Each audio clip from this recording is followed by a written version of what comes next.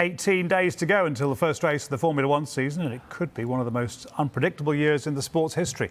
The dramatic conclusion to last year's title race had the whole world watching, and huge rule changes could make 2022 another classic as teams get used to totally new cars.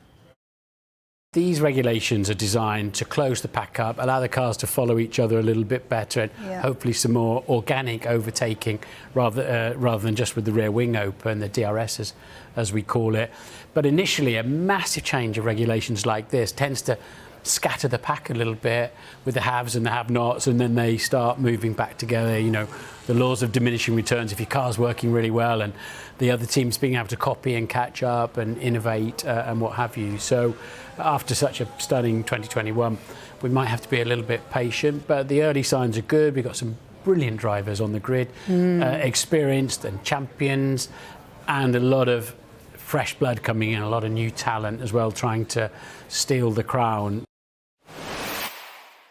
I think we'll have to wait until at least the end of the final day of testing in Bahrain to make any kind of predictions what we're going to see in the first race. And then it's just a shifting scale throughout the season with these new cars. They're finding so much time in the wind tunnel all the time. It's going to be an ever-changing thing as the season goes on. It's a huge sea change, and I think it's going to be fascinating to see. Anthony's absolutely right.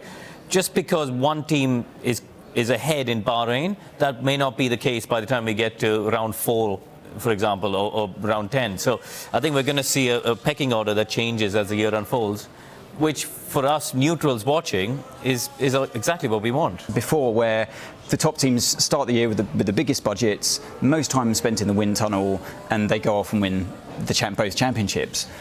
Where now there's this sliding scale of wind tunnel time allowance. So we already start the season with the likes of Ferrari, who finished behind Red Bull and Mercedes, who have had 10% more wind tunnel time than both Red Bull and Mercedes. And that will go on through the season. So the top teams are quite unsure how this is going to play out, which I'm really happy about. I want to see close competition. So hopefully these new rules have really allowed us closer competition throughout the year.